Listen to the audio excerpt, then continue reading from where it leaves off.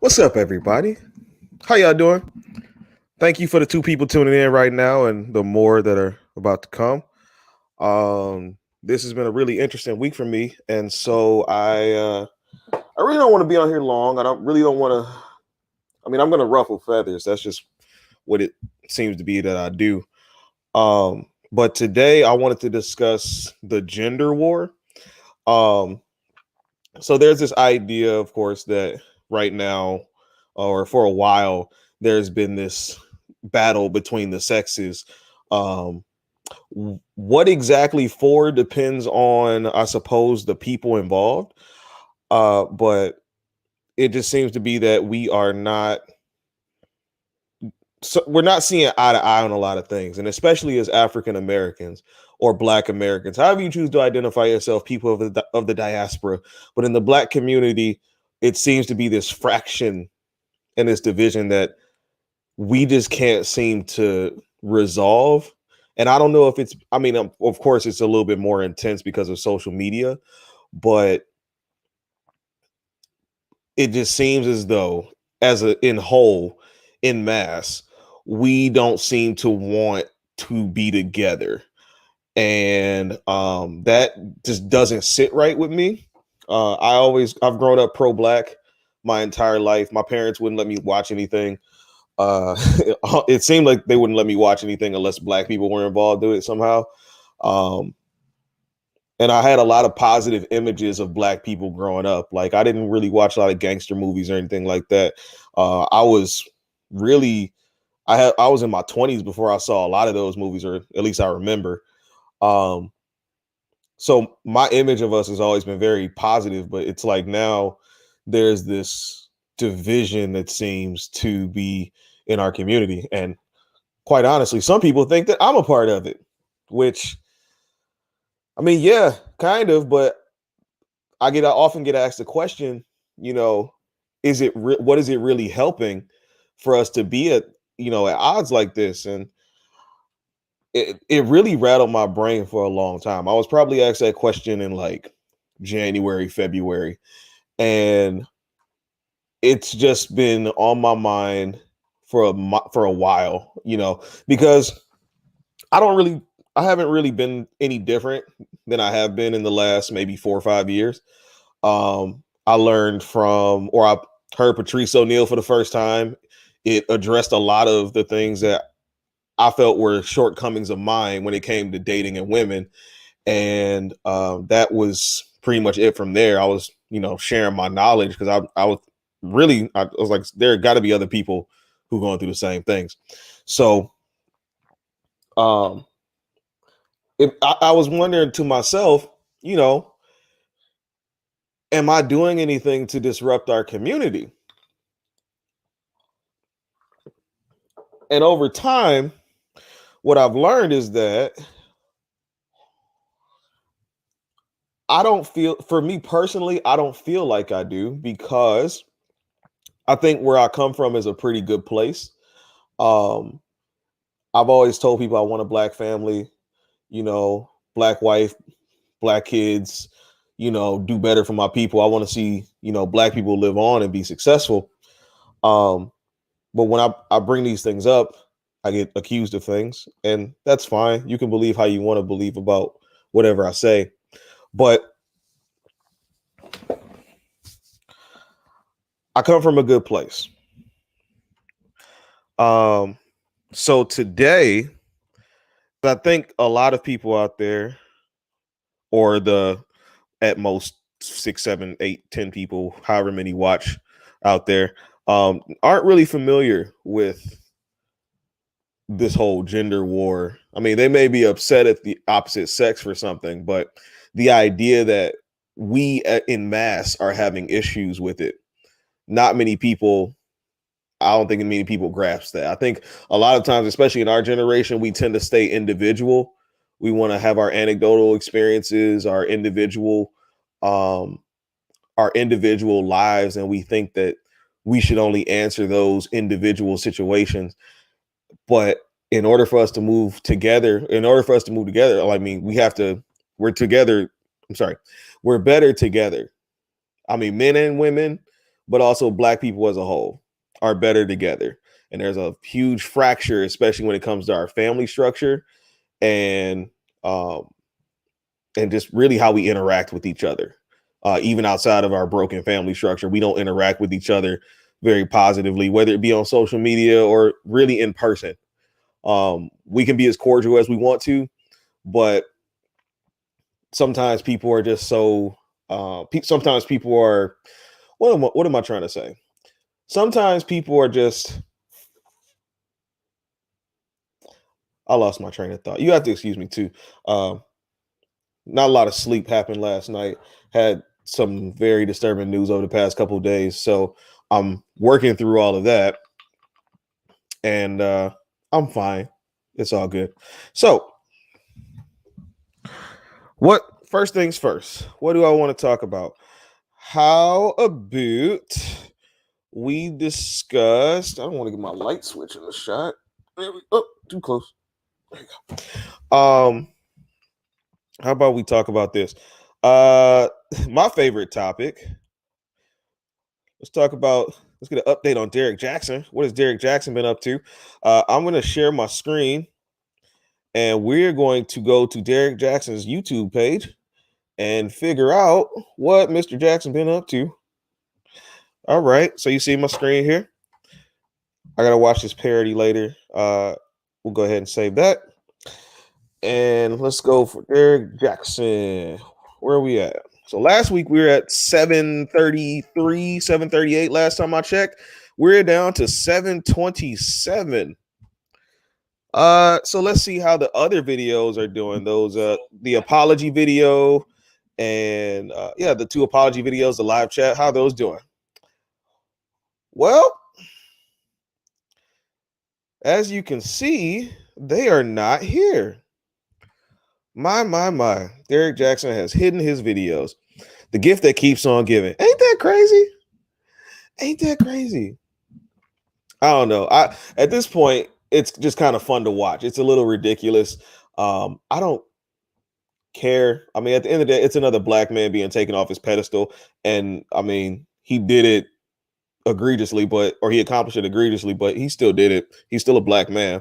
Um, Another black family going through some trouble being scrutinized, but I guess in fairness to equality, uh, we all have our issues, right? So that's Derek Jackson for this week, and we're gonna come back here. All right.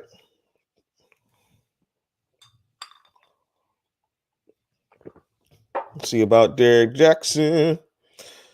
Yeah, it is very fun to watch. Derek Jackson does. It's fun to watch.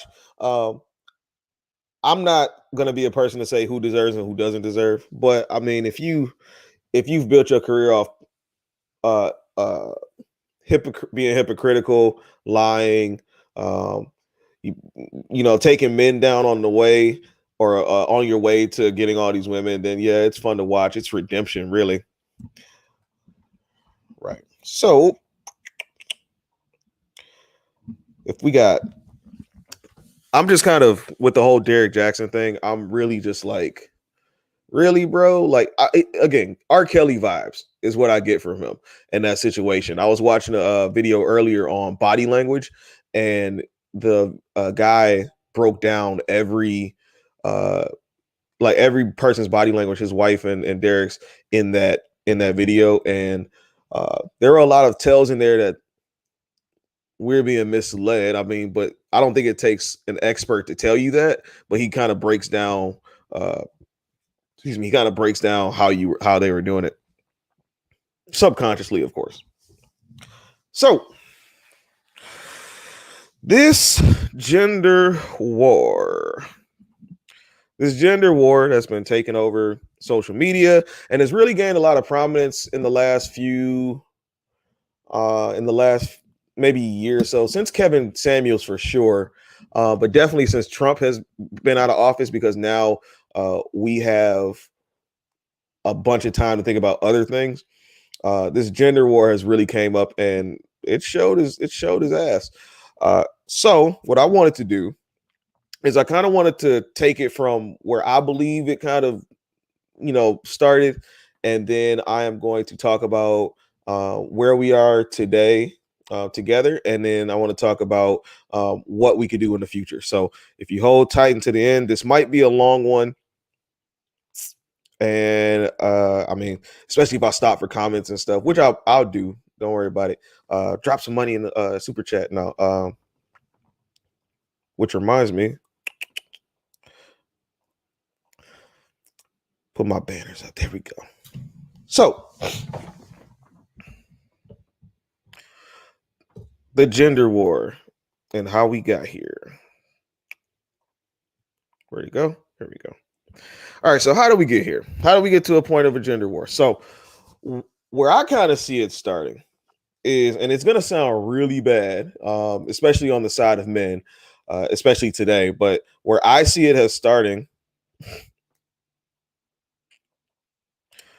where I see it as starting was, especially in Western society, when women started going to work and take the jobs that men didn't have. Somewhere around World War II, you had the Rosie the Riveter, the We Can Do It, muscle thing. And I was reading earlier that the idea was that the women would go to work while the men were at war. And when those men came back from war, they would just go back home. And many women actually were perfectly okay with that. They were perfectly okay with going back home and just remaining housewives. And it seems as though today we kind of forget and that these women, a lot of them who were housewives, were perfectly happy with their lives. They when they got to work, they were just like, yo, I'll be glad when this is over. Did they enjoy the money that they were making? Absolutely. But for a lot of them, the work that they were doing was way too harsh. They were away from their kids for too long. There are a lot of different issues that they had when they went to work. And so when the boys came back from war, there were women who said, wait a minute, I like the money I'm making. Or for the women whose husbands didn't come back from war, they needed to do something to feed their families. And so women stayed in the workplace. And through all of this, the economy started to boom. The United States was, I mean, after war, the economy tends to bubble up anyway. But the United States economy was doing just fine. And here in Black America, we were in Jim Crow. But despite the fact that we were segregated legally or de facto legally, we were doing pretty well. We had a good number of Black entrepreneurs, inventors, insurance salesmen. We had our own banks. We had everything going for us. Black Wall Street. We were doing pretty good. And then we were together. We were married. We married quite a bit. We actually married more than other races in the country. We actually married more than other races in the country. So while that was going on after World War II, the television was invented, and so we get media pushes now. But that comes into, we'll talk about that later if we have to. So we're in Jim Crow, segregation. Women are working. The economy's booming. Everybody's happy. They're doing what they want to do. Feminism had started, to give women the freedom of choice to do so, whether they wanted to go to work or stay at home. Everything's going great. And then in the Civil Rights Act, I'm sorry, not everything, because the Civil Rights Act happened. The Civil Rights Act happened, and we start seeing this appeal to the government through media, and it's working. They're seeing Martin Luther King getting harassed and assaulted, even though he's being non-threatening.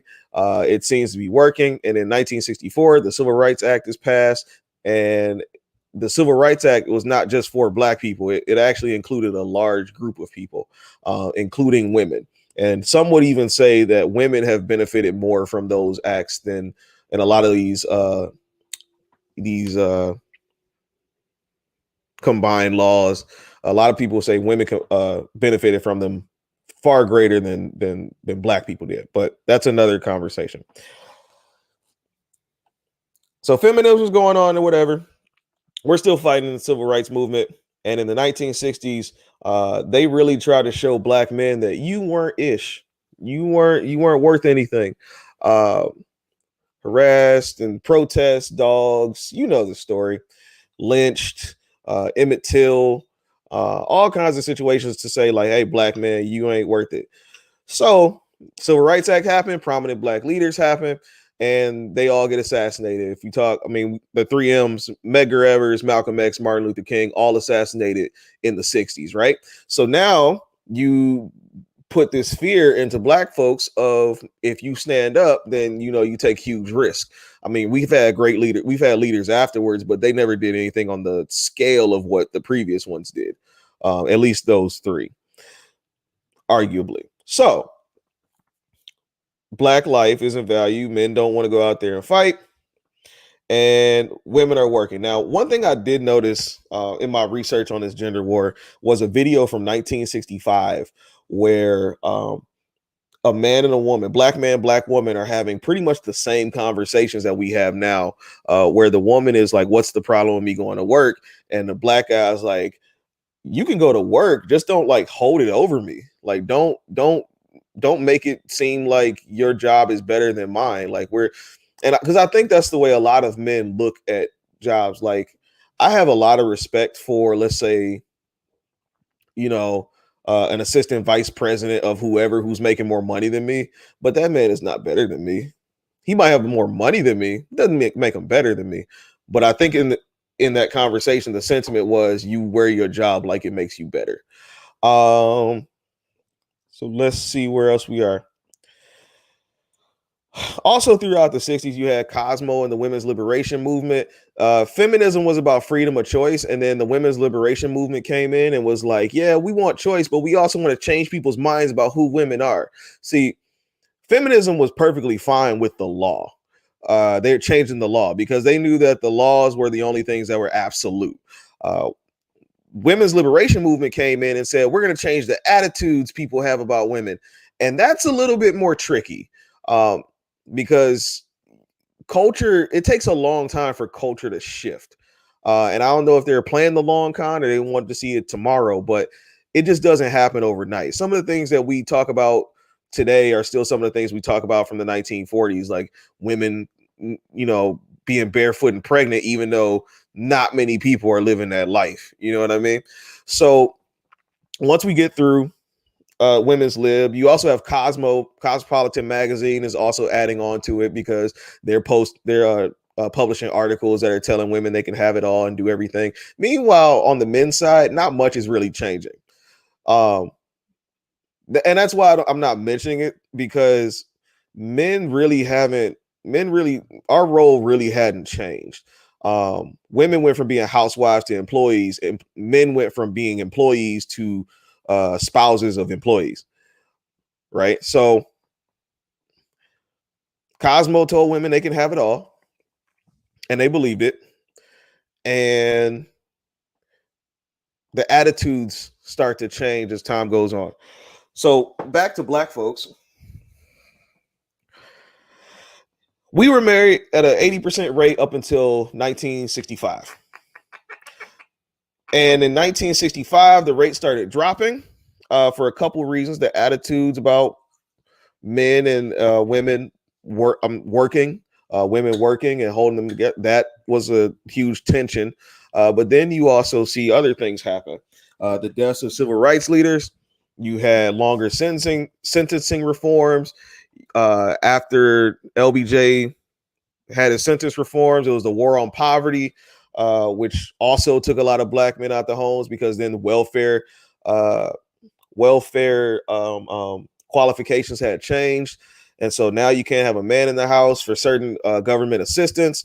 And now there's no incentive to have a dad at home, right? So marriage rate starts to go down. You hit the Vietnam War, 10% of the soldiers that went over, 275,000 soldiers went over to Vietnam. Some of them came back, some of them didn't. Some of them came back messed up in the head. Some of them came back and couldn't go back to their families. Richard Nixon in the war on drugs, because people were strung out after Vietnam, and also hippies and smoking reefer and all that stuff. So Nixon's war on drugs was aimed at getting drugs off the streets, and guess who was most impacted? People of color. You had Ronald Reagan and his Anti-Drug Abuse Act. You know, that was a crack era. They were trying to crack down, no pun intended, really hard on that. The Anti-Drug Abuse Act made sentencing harsher for crack than cocaine. And guess who had crack in their community? Black people. More men out of the homes. Great. And then in the 90s, you have, of course, the 94 crime bill, which likely had an effect on our perceptions, but also sometime the incarceration rate was on the rise sometime before then. And now it's and when it came to the 94 crime bill, it actually started to like take a downslide. So maybe it was a good deterrent. So now we get to the 2000s, and it seems like every year there is a shooting of a black male in the news. Now, let's go back a little bit to what's happening with our girls. And again, I'm not a girl, wasn't raised a girl. My mom was a girl. You tell me if I'm wrong. So when the men were out of the homes, that left a huge gap in a lot of our families, and black men were not there. Give Kermit some whiskey. No, thank you. All right. So where was I at? 1965, black men leaving the home. You had a lot of single mothers who had to struggle to raise their families. And you're talking about boys and girls, children, right? So we had some men in the community who were doing things, but they often got villainized and demonized as being dangerous and whatever. So they weren't really helping out too much. And then what was also going on in the homes is when mom had to go to work, you had trouble all around you, people getting all kinds of trouble, gangs, families, whatever, violence, whatever, drugs, selling drugs. And our women being raised by these mothers see all of this, and they see their example of mom going to work and mom doing for herself. And then they want to emulate that. Well, one of the issues is that as parents don't usually raise their kids with context. A lot of parents don't want their kids to know the struggles that they're going through. And so you had a lot of parents who were telling their daughters, you know, go to work, get your education, so you don't have to depend on a man. But they're not telling their daughters, look, I have to do this because he likely won't be here, especially if the world is the way it is, or, you know, these situations happen. You need to protect yourself, but still you should be open for a man. They say, no, just so you won't need a man. And then we stop talking to our kids about relationships. So while all this is going on, we're seeing the kids' examples are their single mothers, and then the girls emulate that, and they want to do everything on their own because they see that their mother can do it. And then the boys have a bit difficult time because not all of them are taught how to be a man or how to take care of themselves. But also there's a missing piece in there because he doesn't have that like natural masculine identity to him because he doesn't know his father. He has to go look for it in other places. He may be more in touch with his feminine side because he has his mom, but he's close to his mom, but he's missing that masculine piece.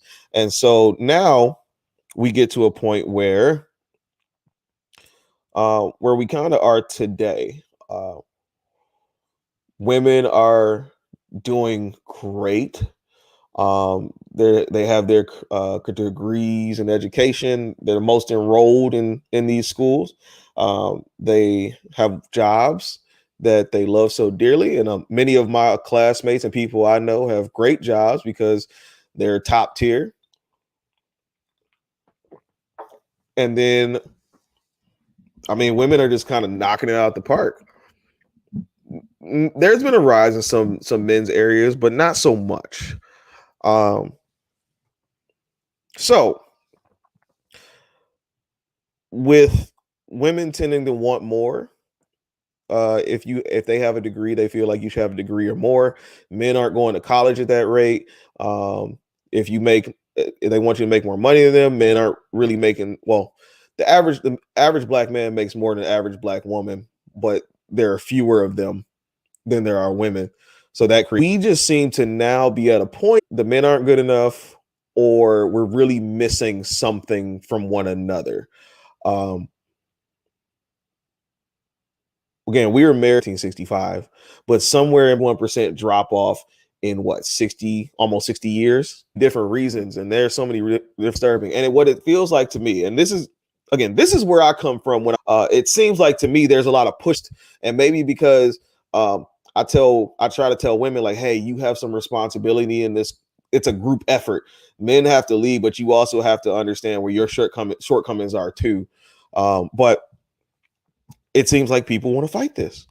Um, let's see. Just to give you a little bit of statistics, something I found out earlier.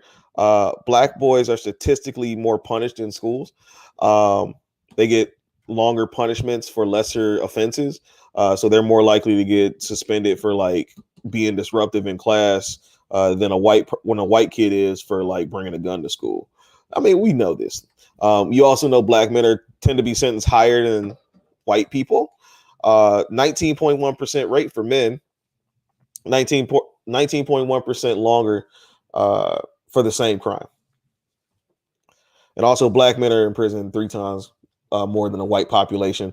Black women, on the other hand, are in prison like twice less. White women go to jail more. That's crazy.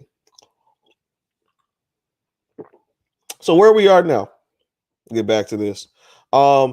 Then we also start asking for like traditional things in a hybrid world. So like men want women to cook, clean, and do all the house stuff, and women really want men to just take care of everything. But that's not the world we live in. 72% of women have to go to work. It just is what it is. So we're kind of mixed up on what our gender roles are, or what they should be. I'm a firm believer in doing whoever does it best, you should do it. Um, if there's a load problem of who does more and who does least, by all means, you need to communicate that. But I'm a big fan of whoever does it best gets to do the job. So if you're better at money than me, by all means, go ahead and take care of the bills. I don't care. If you're good at it and I trust you and I married you, that's what I married you for, God damn it. You take care of the bills. I grew up in a household where my dad did the laundry. That was seen on TV as some feminine activity. My dad did the laundry. My dad cooked, right? So we really have to adjust our roles. I'm not quite sure exactly what I mean. There should be some shared intimate, some shared connection in childbirth, but you really get that well, that's another conversation. But there should be some shared intimacy at childbirth or with the children. That in this day and age is kind of granted, and the work hours allow you to do it. So you should be able to share that responsibility, right? But you also have to understand where the balances are. Like certain things are very important, even if you don't think they are. Um, where we are now, a lot of women tend to fend for themselves. I've seen a lot of women these days say that they don't want relationships and almost like they've given up on being married, which is really sad for me, especially somebody who loves the black community. I want to see us thrive. And so now I want to see us thrive. So for now, I that really upsets me, quite honestly. Um, I think because we don't really have fathers in the home growing up, we've allowed media to play a role in how we perceive what our men are as black men. Um, Disney movies and whatnot, TV shows, TV dads, people built their fantasies, and then when they get men in real life, they're kind of disappointed, or when they get women in real life, even they're kind of disappointed because men expect a lot of women to treat them like their moms, and I'm not saying that as they consciously expect it, but like it's that's what a woman's role is to him. You know what I'm saying? It's his mom, so uh, he expects his mom, and when he gets a woman and she's like, "I'm not your mom. I'll take care of you, but I'm not your mom," then we got problems. Um, and I feel like also in our generation, that'd be the millennials. If things aren't perfect, we don't necessarily stick through it. If something's not perfect, I've seen before, we often try to find things that aren't perfect either, and then we try to act on those and try to find a reason to leave. Very self-sabotaging, but if things aren't perfect, we tend to be out. We assume that people's mistakes are going to be the just the first time they do it, and they're going to keep doing them. Um, and we really just don't. Yeah, we don't forgive each other. Really, that's a part of the problem. People giving up on the idea of long-term companionships, marriage, and kids. Yeah, that disturbs me too. I'm reading my notes, by the way. That disturbs me as well. And even from the men's side, like I don't.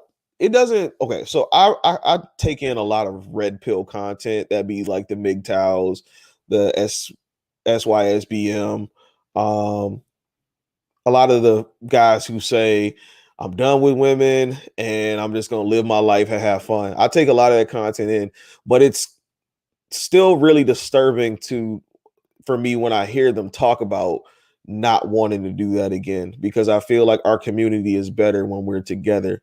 I mean, again, there's this huge fracture in our community. 10% of boys, are reading proficient by eighth grade. 10%. Back in the day, we used to have both parents there to provide the balance, make sure the kids were reading, doing homework and stuff like that. I'm sure that was much higher. Again, we had booming businesses in the 50s, 40s, and 50s as black people. We've always had booming businesses, but they're at a higher number back then. We had our own communities.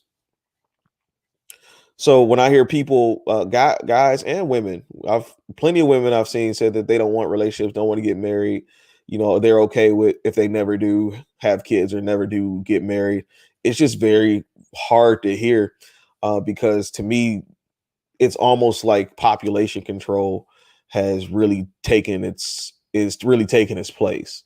Um, a lot of people think that I hope this doesn't make this some government desk, but a lot of people feel like a lot of the laws and rules and the things that the United States could do to you is going to happen like that. But I mean, if they want to get rid of you, I mean, it didn't take. I mean, they didn't get rid of the Native Americans overnight. They're slowly going away. Black people, they didn't get rid of. I mean, they broke our community slowly but surely. You know what I mean? Um, and we really have to take a lot of accountability within ourselves to um we have to take a lot of accountability in ourselves to make sure we get it back together. But I also have to think too also got to think too about where we're going. Where are we going with this? Where are we going? What will it take to finally be over? What will it take for the gender war to finally be over?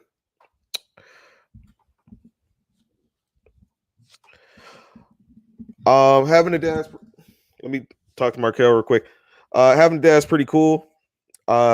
He took me to all my baseball games and stuff, and he was really great. And despite the fact that he didn't have a father in the home himself, he still managed to do a really solid job with my brother and I, and being there for us and making sure that we were taken care of and had our schoolwork done and have a structure. And it was very I know it's a very crucial part of my life because when I see people who were raised in either a toxic home or um, a single parent home, I just think about how my life would have been different. I wouldn't replace my dad with nothing. Like my dad was pretty great, but I know not everybody has the same. Not everybody has the same privilege. All right. All right. So what will it take to finally be over? Well, first things first, we got to agree on a goal. What are we trying to do? It just seems like every time I get on like social media, and I know I probably don't help this, but in a sense, but every time I get on social media, it just seems as though it's always like people don't want to even be with somebody. Why would I be with a man if all he gonna do is cheat on me? Like what? Name me and I always say this to people, and I still have not gotten an answer.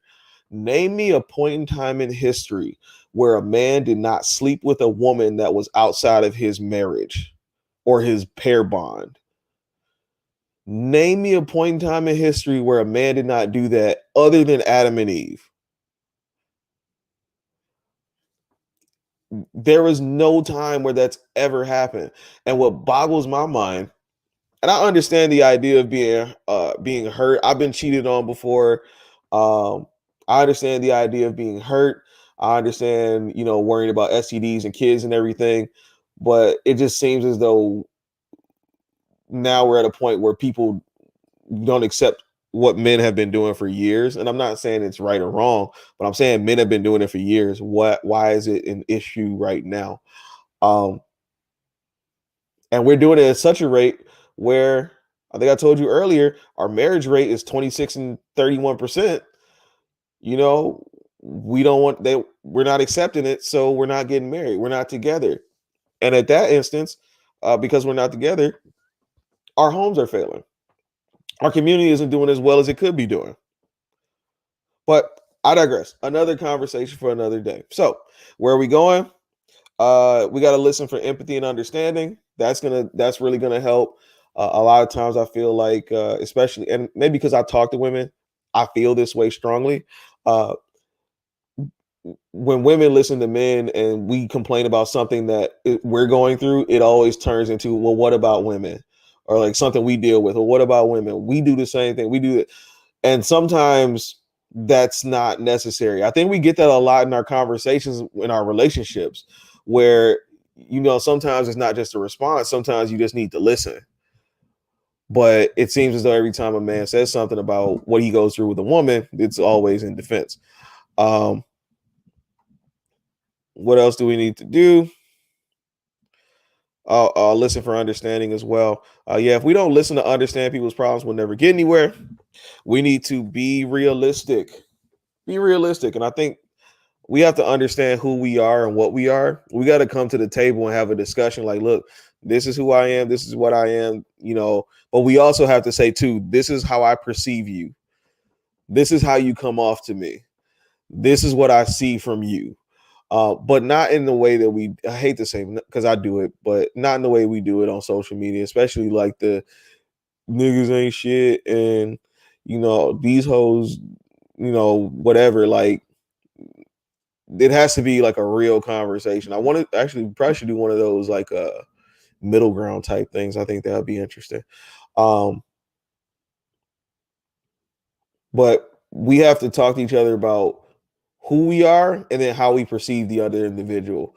But not in a way that's going to cause animosity. And I know you could say I do it too, but really, I just say what I feel or what I observe, and then people react the way they do. I still haven't figured out how I did it or how I do it. I know it just happens. We also have to own and be accountable for our shortcomings. I don't think we do that enough in our community. We don't really talk about things the way we should. And we don't hold ourselves accountable when people talk to us about those things. A lot of the guilt and well, I have my opinions on where it comes from, because I see it a lot with our boys. Is that when they're raised in single parent homes, especially, they don't really take themselves accountable too much. Not everybody, but a good chunk of kids I've seen coming through my school, they don't.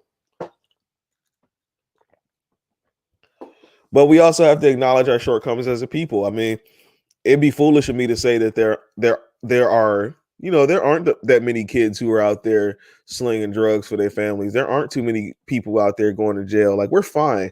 No, we're in a really bad state in Black America. really bad state of Black America. And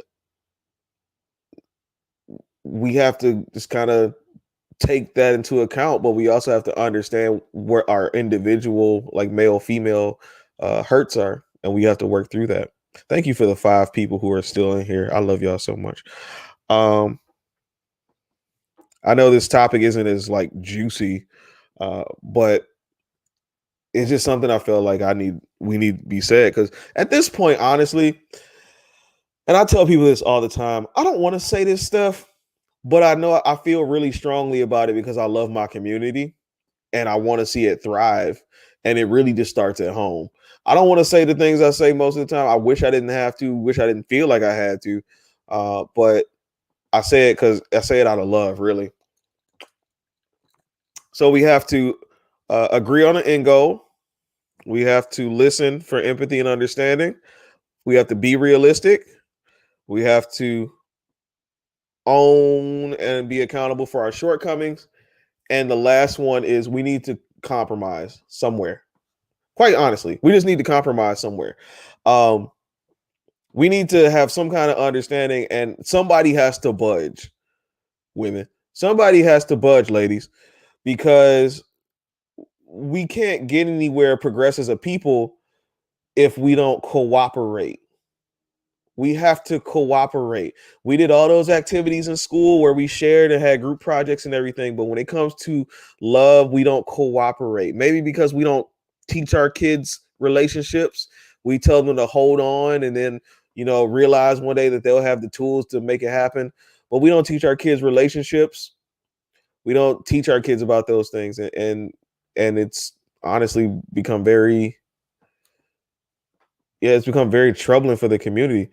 So we need to come up with a compromise. And um, I think, I hate to say it because I say it so much, but I feel like Kevin Samuels had a very good point in the FBI fit, and he added more letters to fit, feminine, friendly, beautiful, and inspirational, and cooperative.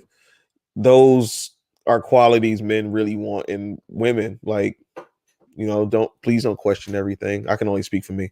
Please, please don't question everything. If you want a man to lead, let him lead. Uh, if you trust him and he's good to you, let him lead.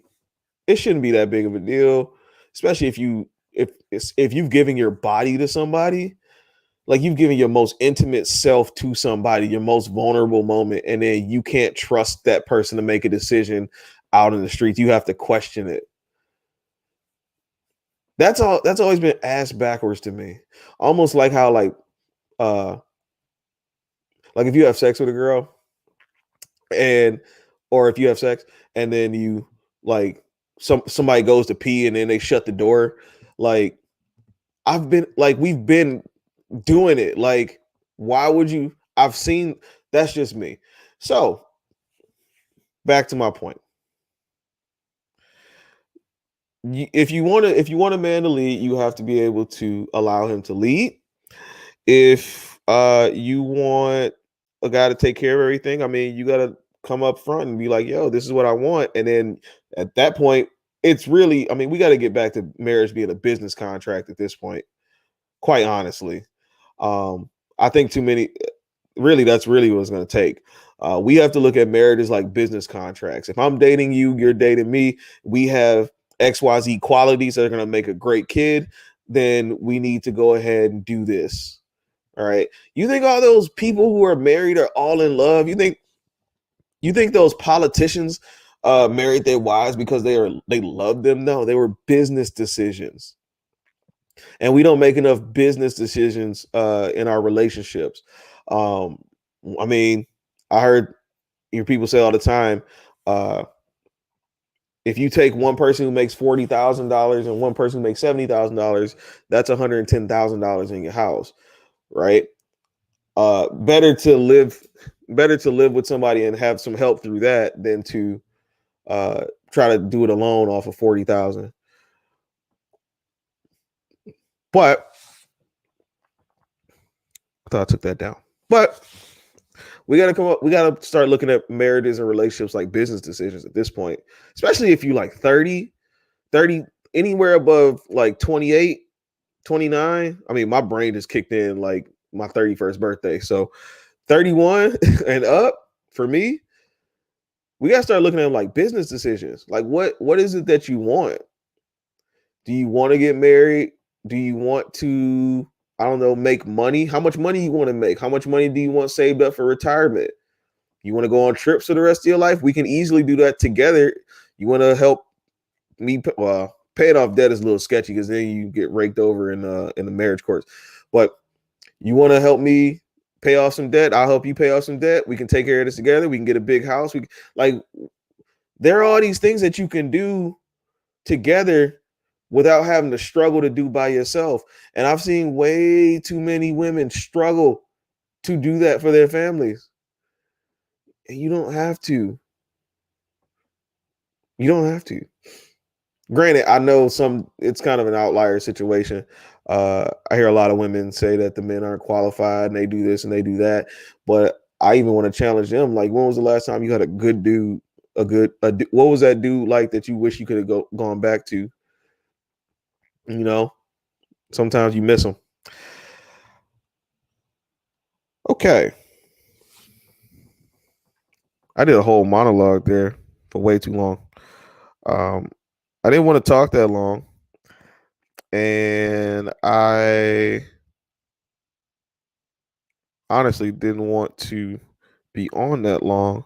I have, again, 4 hours of sleep, and it's cool or whatever.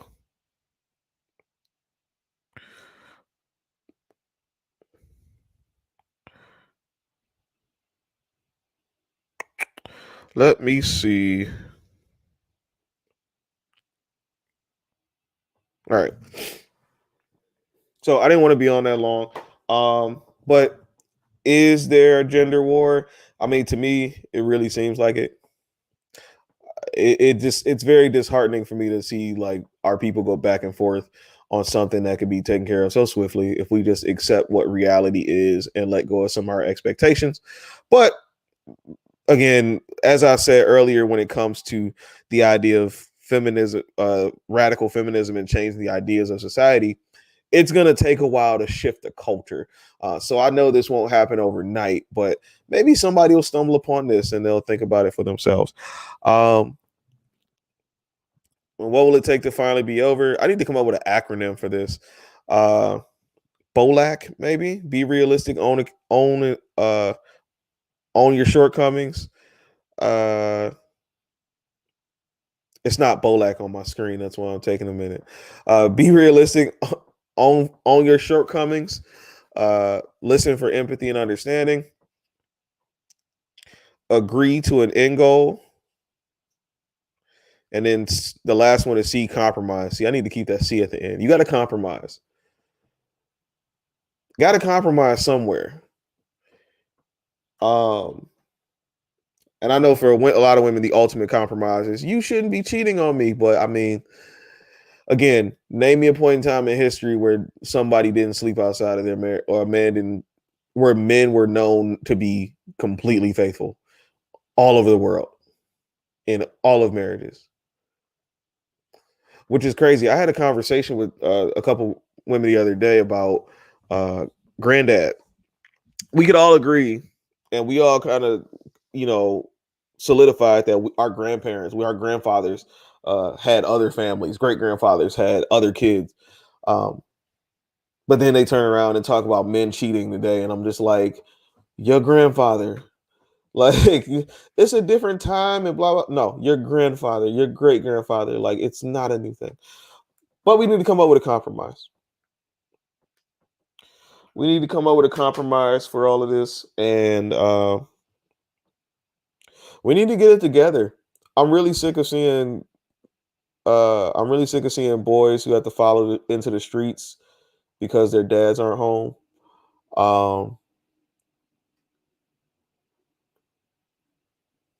I'm tired of seeing, girls who are getting in these trouble situations because their dads aren't around to protect them. I'm just it's very hard for me, especially since I'm a teacher. Like I see a lot of this stuff every day. Um, kids who are misguided and looking up to the wrong people because they don't have a stronger family structure, parents there who actually can guide them and mold them if they're not at work or whatever. And I know some situations can be toxic, but like I hate people talking about like, well, sometimes having two parents isn't the best idea. Yeah, yeah. Well, studies say that kids in those situations tend to do better. So I would rather take my chances on the tend to do better than to it's gonna be toxic. That's just me. We've gained a very negative voice in our community.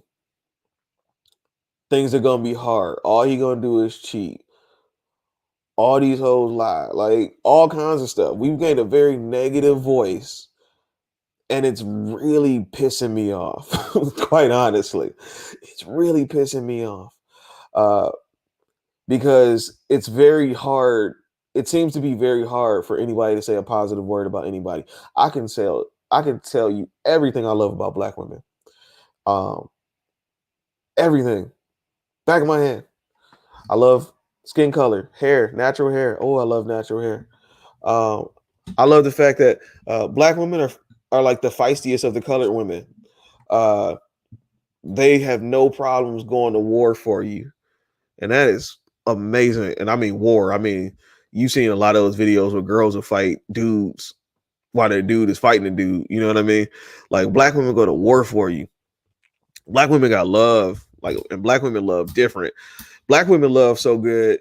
Uh, White people let them raise their kids. Black women love that good. You know what I mean? But when I ask women about what they like about men, the questions, I mean, the answers I get are very minimal. The attitudes towards men seems to be like all he is a pocket and a penis. He's somebody you have sex with and somebody who spends money on you. And that's not right.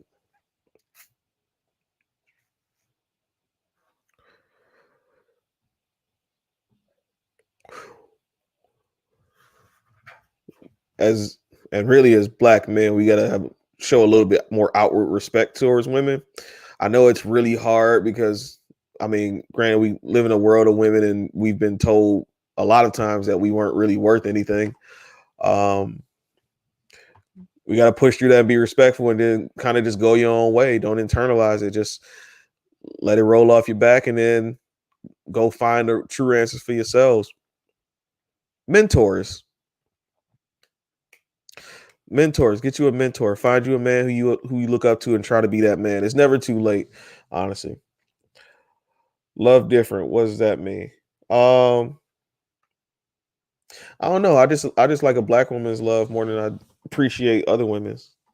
Yeah, that's just me. I don't know how to explain it. Love is as one of my good friends said years ago. Love is attraction plus customs, and so uh, that's how I look at it. It's attraction plus whatever you think love is. Black women love so good that yeah, no, for real. Black women love that good, man. I mean, a lot of them kids had really good relationships with their black nannies. Black women love that good. Hell yeah. And I know these aren't things that if you're listening to me right now, you don't hear me say much of, if often, but like I really do love black women. I mean, I always said I want a black family, I want black kids, I want to wake up to a black wife. My issue these days, though, in trying to find all of this, is that well, I guess it's not as easy as I as I would think it would be. But it's not necessarily because we don't necessarily mesh. I've had a lot of great dates where we've had good times, but it could be attitudes or resentment, self sabotage. Um, a lot of the issues that we have in the black community, like we're fractured. There's division. We need therapy, and folks ain't going to get it. You know what I mean? So we just need to do better with that. You like that, Sam? Black women. I'm gonna put this up there again. That's right. Black women love so good they let white people raise their kids.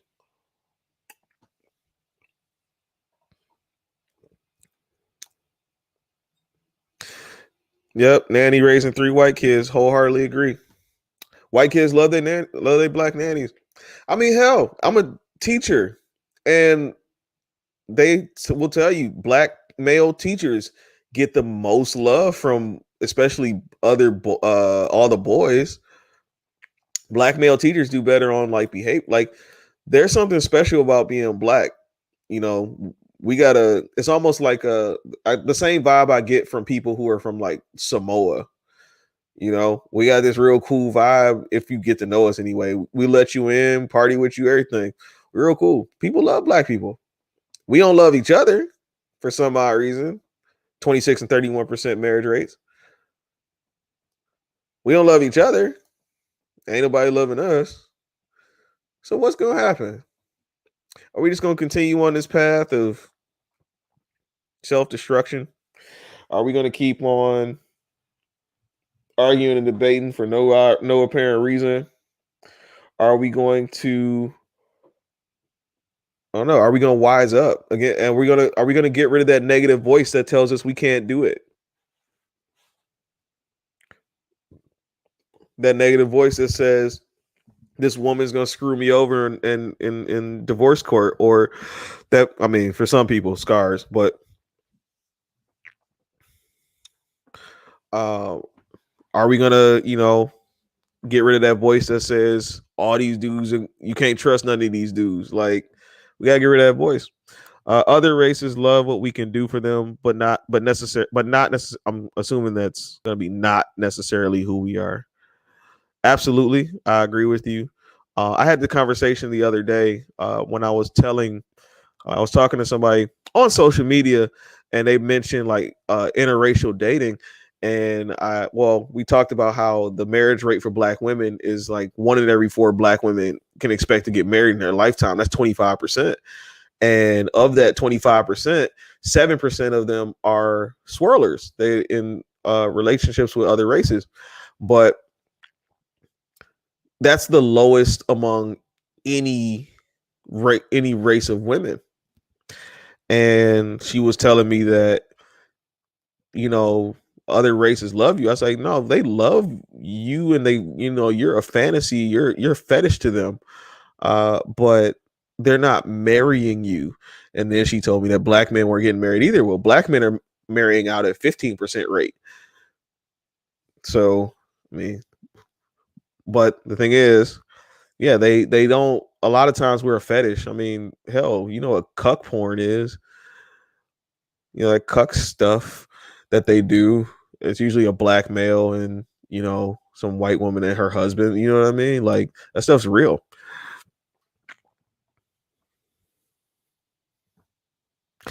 We got to get together, Black people. We got to understand each other. We got to listen to each other, and we definitely got to stop the bickering. Like if I can say something about um the male homeless situation and empathizing with his, this is a post from today, empathizing with his um the necessity that he might feel for um to sleep with a woman just because of his living situation, like he's trying to get some shelter by sleeping with her.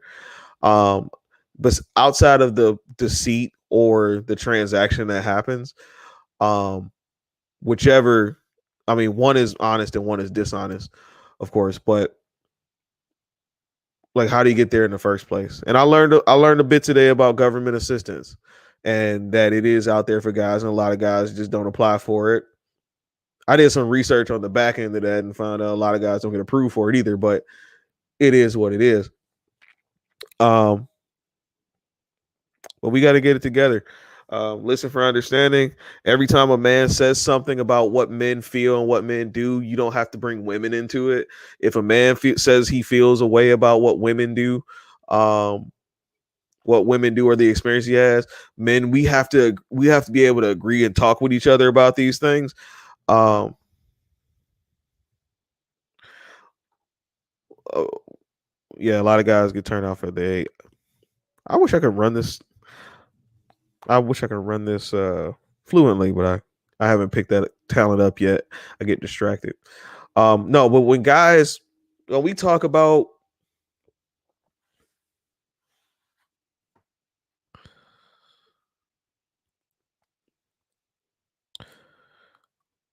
when we talk about these things, um, we need to be able to when we talk about things, especially like when I make statuses on Facebook, right? We need to be able to jump in and like validate some stuff. Hell, agree, disagree, say your one, two things, and be out. Usually, I'm just in there taking all the hits myself. Uh, then I get people in private who are like, "Yeah, man, I like what you do. Keep doing it." And I'm like, "Yo, like, I'm feel like the Kevin Hart thing. Like, help me." You know what I mean?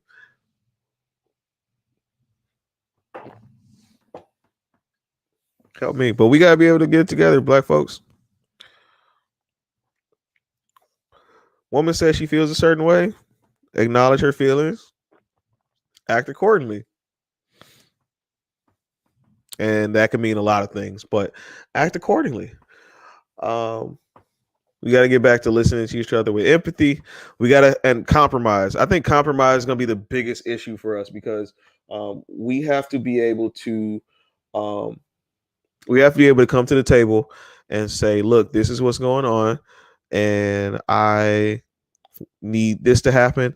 I don't feel comfortable doing this. I don't feel comfortable doing this.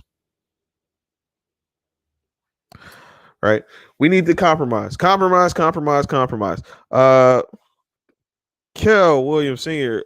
Oh, you want backup, bro? Got you. Some of your adversaries we just prefer not to waste time on. I can think of a few of them who you don't want to. Mostly I'm just talking on my page. I really don't care about what happens in the group sometimes. I don't know most of those people, but I've had connections with people on my Facebook page, and they, which is crazy because hell, even I talked to him. I saw one woman earlier today had said that basically she just tells me she messes around with me on Facebook like that to help me sharpen my knives. Like she wants me to do better, which is wild for me to think because I'm sitting here, I'm getting blasted, and these people are starting to hate me. Some people are just helping me sharpen the tools. Other people just need stuff to do. But yeah, no, I mean some people just ain't worth it. One of my followers I've grown to become petty with because I realize that it'll be a never ending battle, and I don't have the energy for it. I'm not having sex with her. I don't talk to her. Never had sex with her, and I just prefer not to even engage because seems like she's gonna be unhappy for a very long time. If she's watching this, I don't take that back. I feel like you're gonna be very unhappy for a very long time. Let us see what we got. It's been an hour and 10 minutes and almost 10 minutes. And unless anybody wants to call in, we can actually, I've been thinking for a while if I could do like an hour and then for the next maybe hour or so, we talk about whatever you want. I'm open to having all kinds of conversations and discussions about anything. The chat link is especially on Facebook. The chat link is in the comment section. If you want to discuss the topic or just pretty much any male female issues that you have on your heart. To see what we got.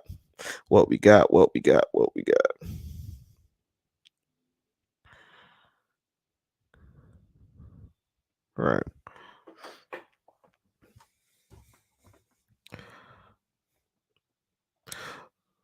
Ooh, I should start doing this too.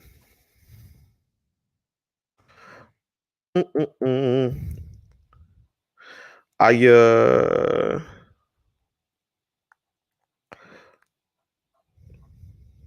okay. Shared a post earlier for homosexuals. That was an interesting little conversation I had. Because I said, there isn't much government assistance for men. It really doesn't seem that way. Men aren't getting it, whether they apply for it or not. They're just not getting at the same rates. Um, but I don't advocate for homosexuality, but because I know that, especially if you're using it without any a woman's knowledge, that's deception, and deception is not cool. Um, my whole issue with it is that, wow, it's a survival tactic. Like Maslow's hierarchy of needs says that survival is at our lowest, our base need. Sorry, not survival. Shelter. Shelter is one of our base needs, and let me see. Shelter is one of our base needs, and when I looked at that story or read or looked at that video, and I saw I heard Dr. T. Hassan Johnson speak about it. Um, and he mentioned shelter. I teach psychology, and so when shelter's at the bottom, I'm like, oh, like that's so he wouldn't end up on the streets. Um, I've done it before, and I'm not like a deceptive person. Like that's not my nature. But I knew I had to do something in order to stay off the streets. I didn't really have. Honestly, I kind of, truthfully speaking, I kind of pressured myself into liking the woman. Uh, but I didn't towards the end. Like I learned later, I was like, oh, that's why I did it. But I actually felt like in myself, I actually did like that woman. But that was my fault. And you learn from your mistakes. And I don't talk to her anymore, which is cool. So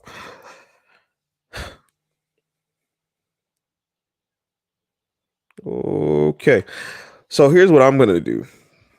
I'm gonna go ahead and get out of here because I don't have really much else to say. This wasn't something that was supposed to be very controversial. Um, I'm working on some branding stuff, trying to come up with names. I know some people have some ideas, trying to come up with names for this thing. Looking for a graphic designer to do some work. And really just working on making everything better, doing all the research that I can to make this as highly produced as I possibly can make it. Um, Next week's topic I haven't decided on yet. I'm thinking about doing some facts on the black man. Uh,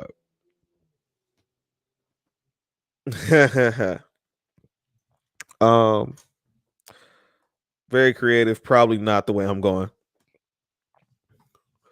but working on getting this all like fancy, highly produced, and just working on some things that I can do differently. What else? What else? What else? I don't know really what else. Oh, I'm also operating again 4 hours of sleep. I tried to take a nap before this. It was not happening. Um, so I'm gonna be sleep very very soon. Uh, what else?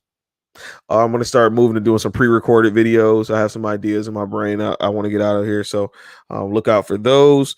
And as always, you can um, like, share, subscribe, donate if you like what I'm doing. If you want to help me out in making this a better ran, better produced situation, um, by all means, you're welcome to help out. I don't really ask for it, except now for some reason. I don't really ask for these things, but it's always available to you. I feel like I have to let you know, um, especially if you do. I mean, if you felt what I was saying today, especially if you want to see better in our communities, you want to be back in love or whatever. Like again, like this is what I'm trying to accomplish here. So that's not bad. That's not bad. If my beard was bigger, maybe, but that's not bad. All right, so I'm gonna go ahead and get out of here. I hope everybody had a or got some information in their brains, something to think about. Um, practice, practice, practice. Believe it. Um, believe in what you do, and just make sure that you have an end goal and be willing to compromise, especially if you still want to be with somebody. If you still want to be with somebody, um, be willing to compromise. Be open minded. Be willing to compromise. Bolak. Bolak, be realistic on your shortcomings. Listen for empathy and understanding. Agree to an end goal, and then compromise. You have to compromise, compromise, compromise. All right. I'm gonna get out of here. Not gonna spend too much more time. I really want to get with some sleep in. So I will see you later.